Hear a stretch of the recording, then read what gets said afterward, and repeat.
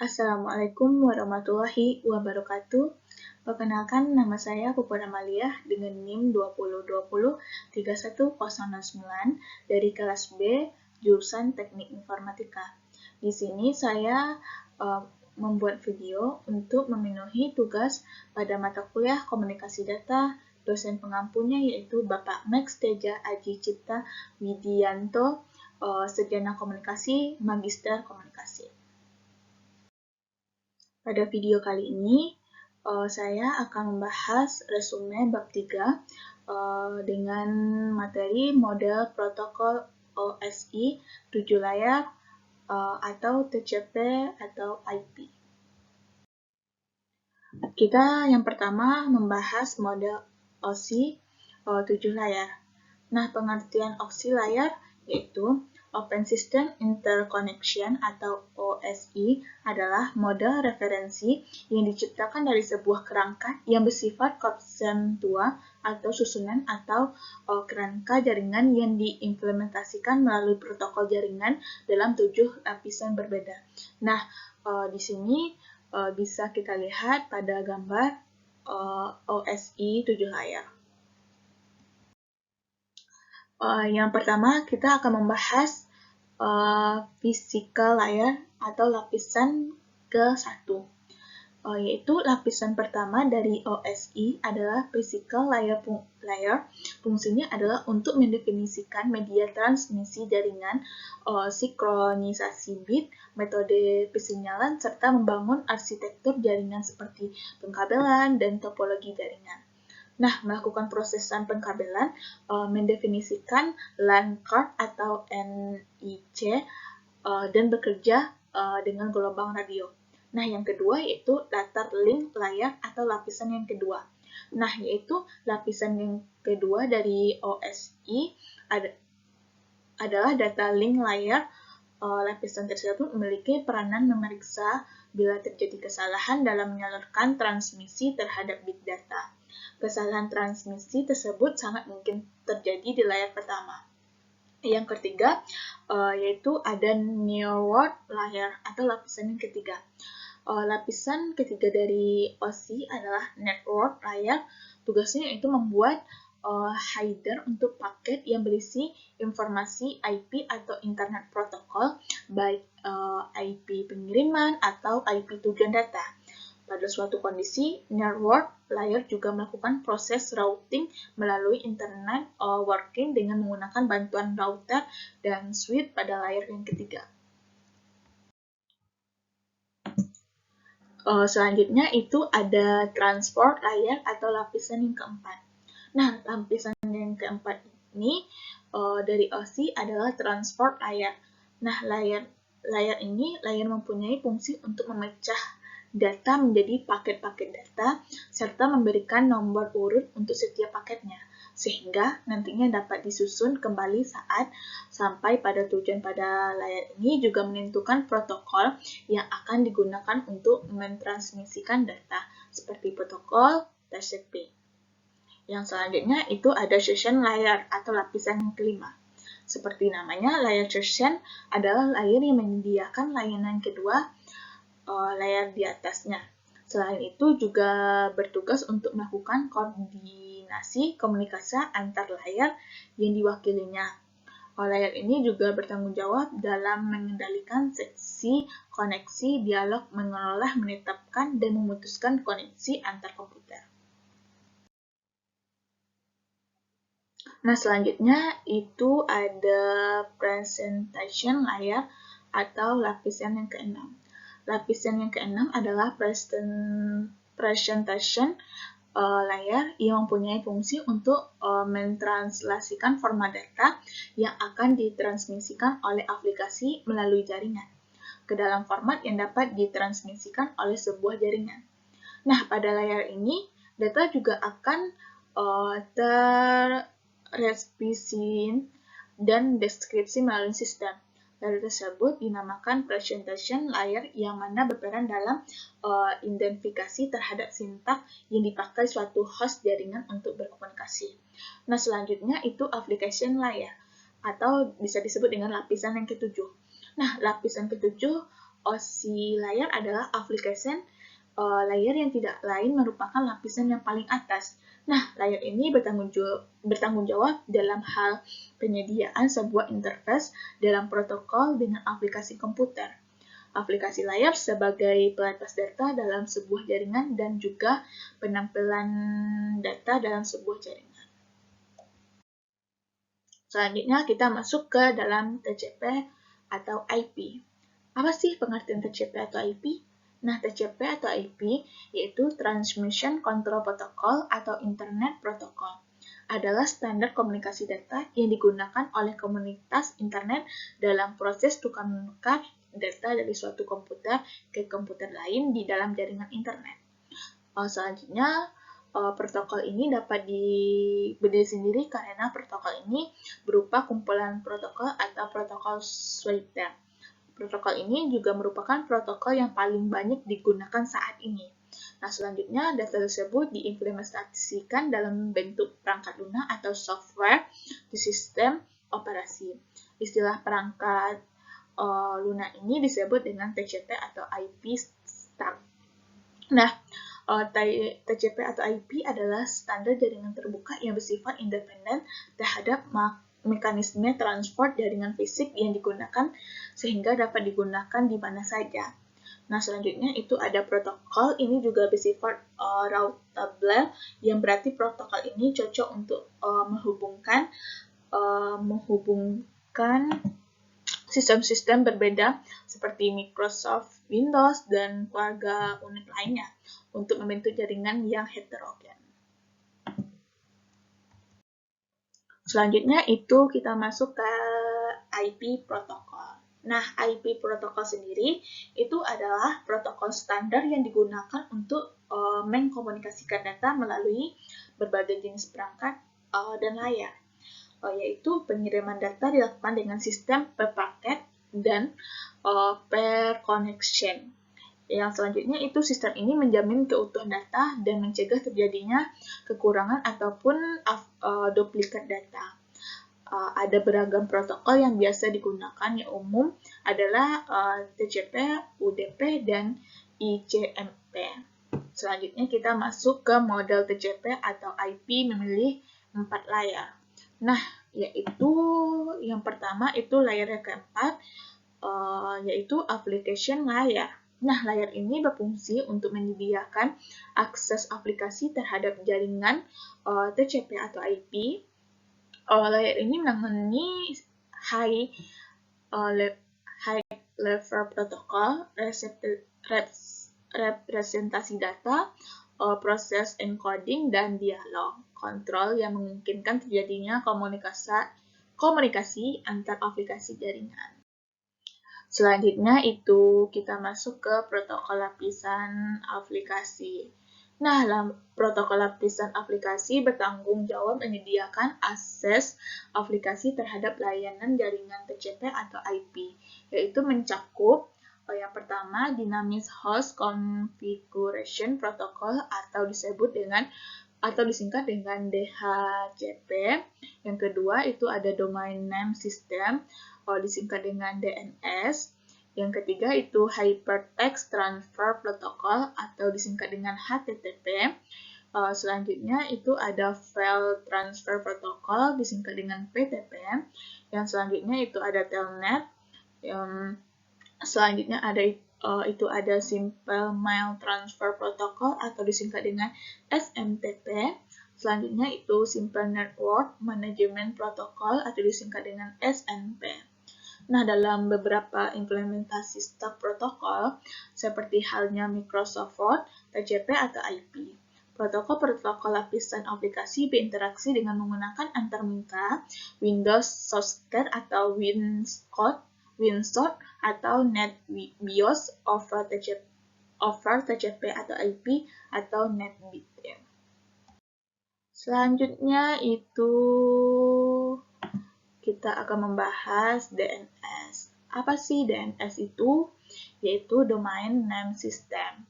Adalah protokol standar dalam komputer yang digunakan untuk pertukaran data antar komputer dalam jaringan internet. Nah, fungsi dasarnya untuk mengubah nama domain menjadi IP address. Contohnya yaitu mengubah www.dosen.sttpln.ac.id menjadi alamat IP address berupa angka binar 196.56.251.42. Nah, selanjutnya kita masuk ke dalam HTTP. Nah, dalam HTTP itu yaitu Hypertext Transfer Protocol adalah kumpulan teks dan aturan yang digunakan untuk mentransfer berbagai macam tipe file atau gambar, teks, suara, video, dan lainnya ke dalam internet. Selanjutnya itu kita bahas VTP, File Transfer Protocol adalah protokol standar internet untuk mentransmisikan file ke komputer-komputer di internet melalui koneksi TCP atau IP. Selanjutnya itu ada Telnet. Telnet kepanjangannya yaitu Telecommunication Network Protocol yang digunakan untuk mengakses komputer yang tidak terjangkau dan berupa protokol usia paling tua. Selanjutnya itu ada SMTP.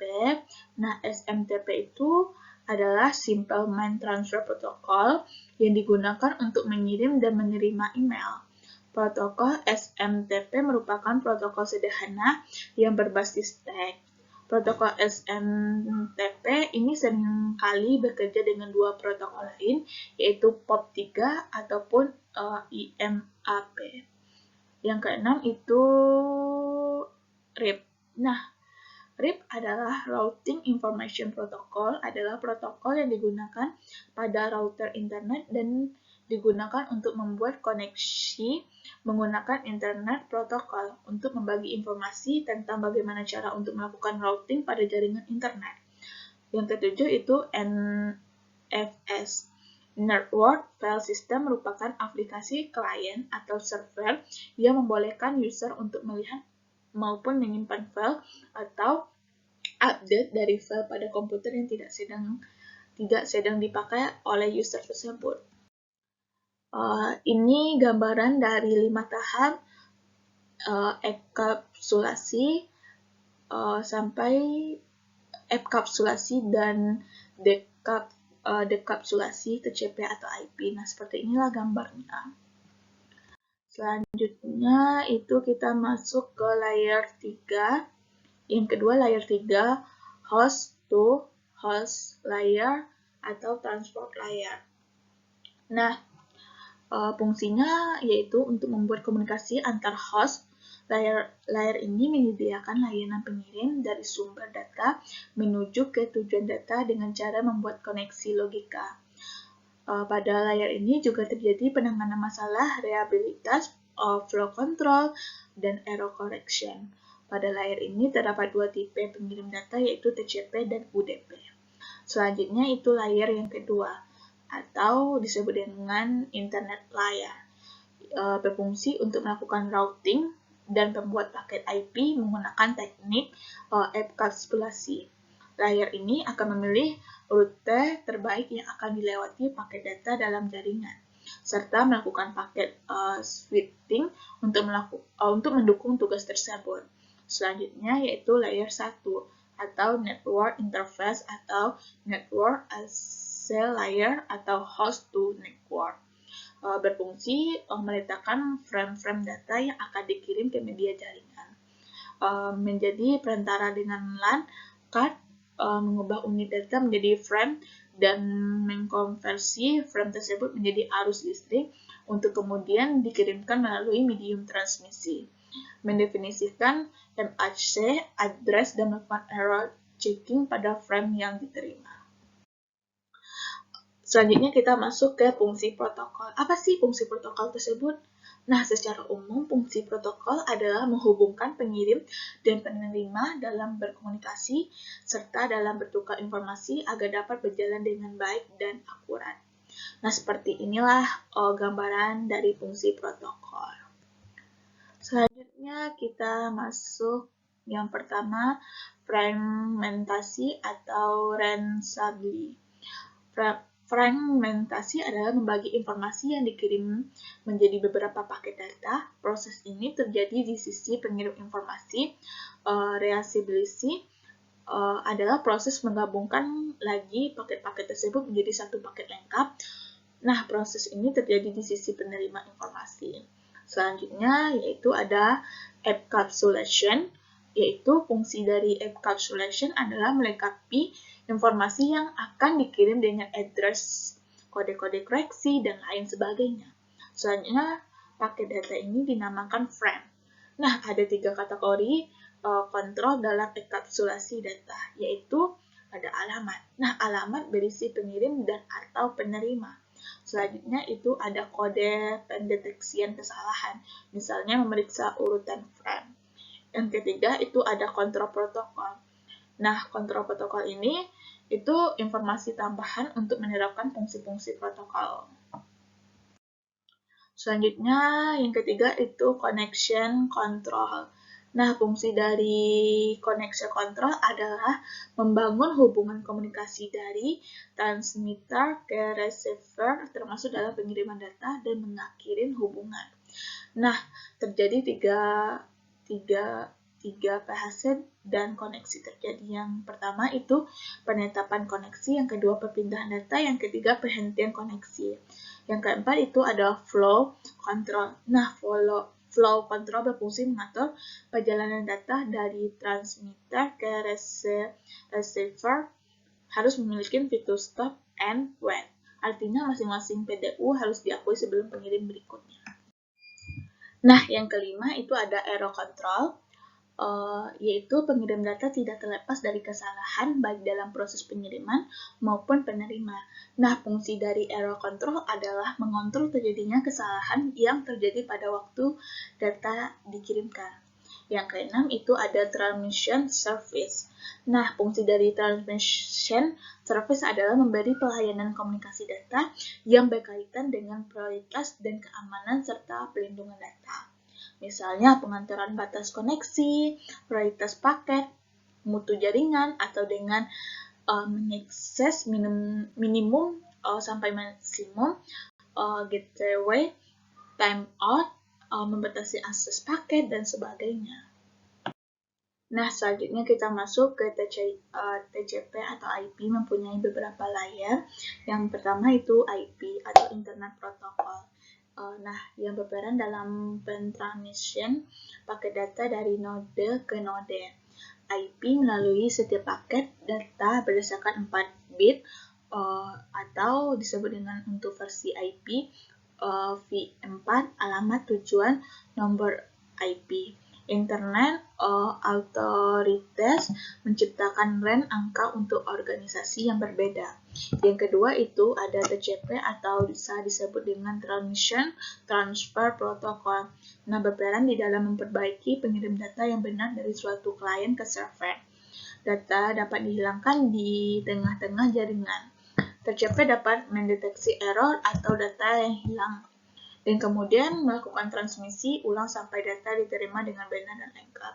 Yang ketiga itu ada source cache, yaitu merupakan nama yang diberikan kepada subroutine paket yang menyediakan akses ke TCP atau IP pada kebanyakan sistem. Selanjutnya itu kita masuk ke tahap enkapsulasi data di TCP atau IP. Yang pertama itu ada tahap pertama, untuk membentuk dan mengabsorpsi application data dengan header layer application yang dibutuhkan, misalnya pesan 200 atau OK di HTTP yang dibalas oleh HTTP header dan diikuti oleh sebagai konten web. Yang selanjutnya itu ada tahap yang kedua, yaitu mengkapsulasi data dari application layer ke header transport layer. Di sini menggunakan TCP untuk HTTP atau UDP untuk DNS. Selanjutnya itu ada tahap yang ketiga, yaitu data dari transport layer dienkapsulasi ke dalam IP header. Yang selanjutnya itu ada tahap keempat, yaitu IP header kemudian dienkapsulasi dengan membungkusnya dengan Ethernet header dan Ethernet trailer. Nah, selanjutnya itu tahap yang kelima, yaitu mengirim sinyal bit yang nantinya akan diterjemahkan oleh perangkat penerima dan menghasilkan EThernet frame kembali dan dienkapsulasi pun dilakukan. Selanjutnya kita masuk ke resume bab 4 dengan judul materi yaitu model dan topologi jaringan. Nah, kita masuk ke manfaat jaringan komputer. Apa sih manfaat jaringan komputer itu? Yaitu yang pertama, memungkinkan manajemen sumber daya lebih efisien. Yang kedua, yaitu mampu mempertahankan informasi agar tetap andal dan selalu update. Yang ketiga, itu mampu mempercepatkan proses berbagai data. Yang keempat, itu memungkinkan kelompok kerja berkomunikasi lebih efisien. Yang kelima, membantu usaha dalam melayani klien secara efektif. Nah, ada 3 tipe jaringan yang digunakan, yaitu jaringan LAN, jaringan MAN, dan jaringan WA. Kita akan masuk ke Local Area Network atau LAN, yaitu cakupan wilayah kecil seperti jaringan komputer kampus, gedung, kantor, rumah, sekolah, atau yang lebih kecil. LAN berbasis teknologi IEEE 802.3 Ethernet menggunakan perangkat switch dengan kecepatan transfer data 10, 100, atau 1000 megabit per sekonnya. Serta teknologi 802.11 bit disebut dengan Wi-Fi. Sebagai hotspot dengan LAN adalah suatu kumpulan komputer di mana terdapat beberapa unit komputer atau klien dan satu unit komputer sebagai bank data atau server. Nah, kabel yang digunakan kabel BNC dan kabel UTP. Nah, karakteristik LAN yaitu mempunyai pesan data yang lebih tinggi. Yang kedua, meliputi wilayah geografi yang lebih sempit. Yang ketiga, tidak membutuhkan jalur telekomunikasi yang disewa dari operator telekomunikasi. Selanjutnya, keuntungan dari jaringan LAN apa sih? Keuntungan jaringan LAN yaitu pertukaran file dapat dengan mudah dilakukan. Yang kedua, pemakaian perintah dapat dilakukan oleh semua server. Yang ketiga, file-file data dapat disimpan pada server, sehingga data dapat diakses oleh semua klien. Yang keempat itu, file data yang keluar atau masuk dari ke server dapat dikontrol. Nah, yang selanjutnya itu proses backup data menjadi lebih cepat dan mudah. Risiko kehilangan data karena virus komputer menjadi sangat kecil sekali. Nah, selanjutnya itu komunikasi antar karyawan dapat dilakukan dengan email dan chat. Nah, kita masuk ke Metropolitan Area Network atau MAN. Nah, transfer data kecepatan tinggi, jaringan antar kantor dalam satu kota, antar pabrik, kampus, perkantoran, instansi pemerintah, dan kantor pusat yang berada dalam jangkauannya. Nah, jaringan MAN gabungan dari beberapa LAN dan WAN. Jangkauan MAN 10 hingga 50 km dengan koneksi ke backbone yang dipunyai perusahaan telekomunikasi. Teknologi MAN mendukung data dan suara dan dapat dihubungkan atau berhubungan dengan jaringan televisi kabel. Standar yang digunakan adalah DIDB atau Distributed Queue-Dual Bus atau IEEE 802.6. DIDB terdiri dari 2 buah kabel unidirectional. Nah, seperti inilah gambaran dari MAN. Selanjutnya kita masuk ke Wider Area Network atau WAN, yaitu lingkungan mencapai antar provinsi, antar negara. Biasanya jaringan ini menggunakan saranan satelit atau kabel di bawah laut. Misalnya penggunaan jaringan WAN pada jaringan bank ABN UMRO, di mana di Indonesia bisa berhubungan dengan kantor pusatnya di Belanda. Jaringan komputer yang membutuhkan router dan saluran komunikasi publik. Satuan terdiri dari 2 atau lebih Local Area Network atau LAN. Nah, selanjutnya itu ada komunikasi dan transformasi data dilakukan menggunakan komputer yang disebut dengan host. Seperti inilah gambaran dari WAN. Selanjutnya kita masuk ke topologi jaringan komputer, yaitu yang pertama itu ada topologi bus. Apa sih topologi bus gitu? Nah, topologi bus, model topologi bus, komputer terhubung ke dalam sebuah kabel, busnya tersusun rapi seperti antrian yang dihubungkan dengan satu kabel koaksial yang disebut dengan backbone yang merupakan media utama dari jaringan konektor BNC. Kemudian pada ujung jaringan menggunakan terminator sebagai perangkat penutup. Pengguna jarak jauh topologi ini harus dilengkapi dengan repeater. Nah, seperti inilah gambaran dari bus network topologi. Selanjutnya itu yang kedua itu ada topologi ring, yaitu kedua ujung jaringan bus saling dihubungkan hingga membentuk lingkaran atau cincin atau ring menggunakan kabel koaksial serta konektor BNC. Untuk berkomunikasi, topologi ini menggunakan data token sebagai pengontrol hak akses komputer untuk menerima data yang dikirimkan. Artinya setiap paket data yang diperoleh diperiksa alamatnya oleh terminal yang dilewatinya sampai menemukan alamat yang benar. Selanjutnya itu ada yaitu paket data yang akan mengalir satu arah. Jika terjadi kerusakan pada satu terminal, maka seluruh jaringan akan terganggu.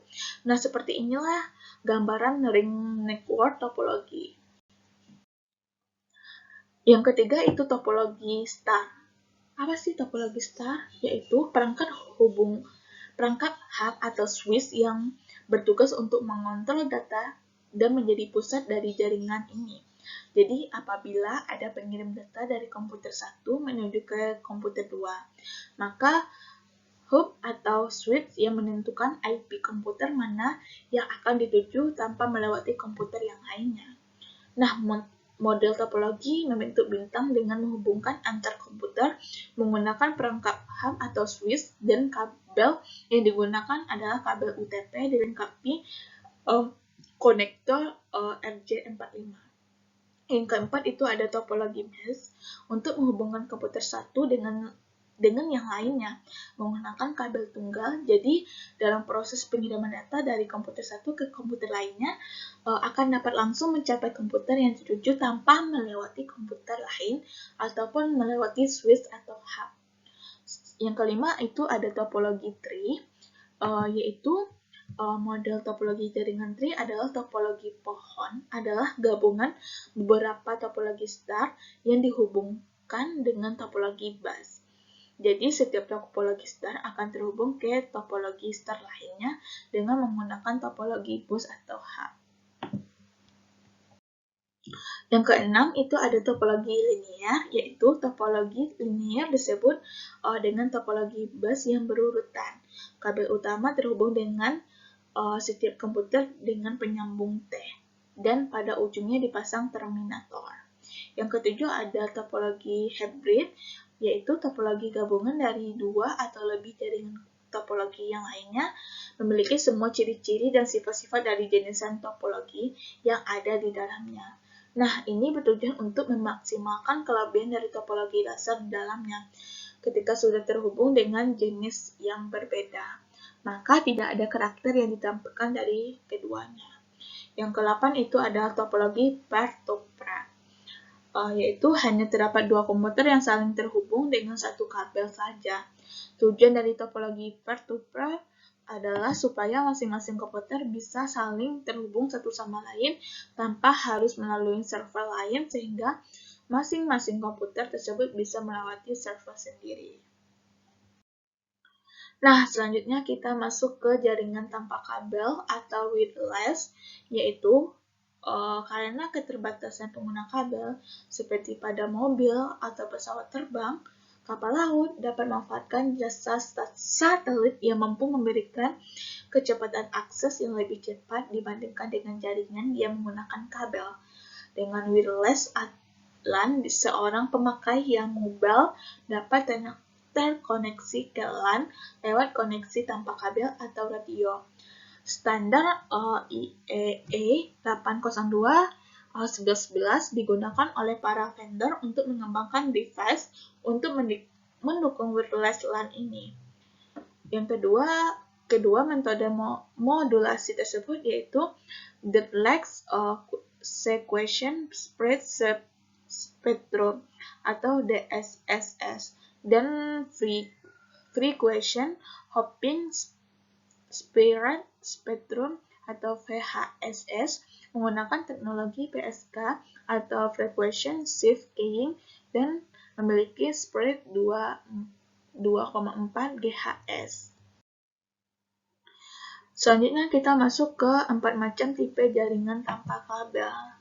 Nah, yang pertama itu ada Bluetooth. Spesifikasi industri komputasi dan telekomunikasi untuk telepon bergerak, komputer dan personal digital assistant atau PDA dengan mudah terinterkoneksi satu dengan yang lainnya dan juga dapat terinterkoneksi dengan telepon dan komputer dengan koneksi tanpa kabel. Bluetooth membutuhkan chip transceiver pada tiap alatnya. Transceiver mengirim dan menerima pada band frekuensi 2,45 GHz sesuai dengan standar IEEE 802.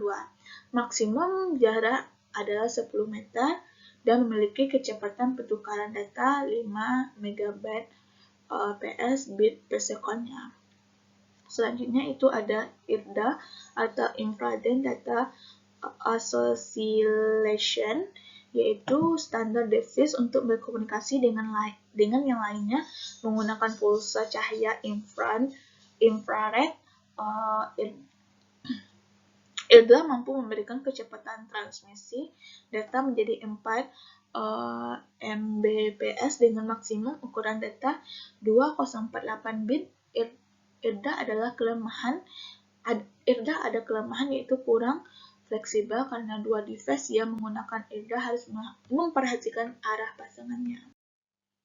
Selanjutnya itu ada home ref atau swap, home ref atau home radio frequency, jaringan tanpa kabel untuk rumah atau bisnis kecil yang dikembangkan oleh Fraxim INC yang menggabungkan antara digital NHC, cordless telecommunication DETS, standarisasi telepon portable dengan 802.11 bit. Home RF menggunakan PHES sama dengan Frequency Hopping Spread Spectrum dengan kecepatan mencapai 1,6 Mbps dan menjangkau area 150 Ft. Jadi sangat cocok untuk jaringan dalam satu rumah. Home RF dirancang untuk dapat berada dalam satu lokasi dengan jaring wireless lain dan dapat bertahan dengan suatu interferensi, misalnya dari microwave. Yang keempat itu ada WAN atau Wi-Fi yang dikembangkan untuk kebutuhan jaringan tanpa kabel dunia usaha yang areanya lebih luas dan membutuhkan bandwidth yang lebih besar daripada home ref. Wi-Fi menerapkan mekanisme DSS, Direct Sequential Spectrum, dan dikatakan memenuhi standarisasi IEEE 802.11 bit. Wi-Fi menyediakan bandwidth mencapai 11 Mbps. Setiap device yang kompatibel dengan standar Wi-Fi diberikan suatu logo. Selanjutnya kita masuk ke perangkat keras untuk membangun jaringan komputer sederhana. Yang pertama itu ada server, yaitu fungsi utama sebagai database informasi yang nantinya akan dikirim dan juga disebarkan oleh jaringan. Semua data tersebut akan ditransmisikan melalui sistem jaringan agar nantinya dapat sampai ke komputer klien. Nah, kecanggihan fungsi CPU pada komputer server ini sangat penting dalam menunjang keandalan jaringan. Nah, seperti inilah gambaran dari server. Yang selanjutnya yaitu ada hub atau switch atau konsentrator, yaitu alat yang berfungsi untuk menghubungkan beberapa komputer sekaligus. Antar hub juga dapat saling berhubung dengan menggunakan cara crossover coupler. Hubungan antar hub disebut syncing melalui port uplink. Seperti inilah gambaran dari hub atau switch atau konsentrator. Selanjutnya ada bridge-gear, adalah perangkat yang berfungsi untuk menghubungkan beberapa jaringan terpisah. Bridge-gear digunakan tipe jaringan radio seperti microwave, wireless, mobile, dan sebagainya. Yang keempat itu ada router, yaitu memiliki fungsi untuk melakukan penghalaan atau menyalurkan koneksi internet melalui protokol TCP atau IP menuju komputer klien. Nah, fungsi lain router seperti access point, di mana bisa meneruskan koneksi internet dari broadband atau provider menuju lokasi komputer klien. Nah, seperti inilah gambaran dari router. Selanjutnya kita masuk ke access point, yaitu hanya digunakan untuk memancarkan sinyal wireless yang diterima dari router ataupun broadband untuk membuat suatu jaringan WLAN atau wireless area network. Yang keenam itu kita masuk ke repeater, yaitu merupakan perangkat keras jaringan komputer untuk memperkuatkan sinyal jika digunakan pada jarak jauh. Dengan adanya repeater ini, jaringan yang tidak terjangkau oleh jarak yang cukup jauh dalam suatu LAN dapat dikembangkan dan ditarik agak jauh dan memperoleh sinyal yang cukup. Sekian pada video kali ini. Wassalamualaikum warahmatullahi wabarakatuh.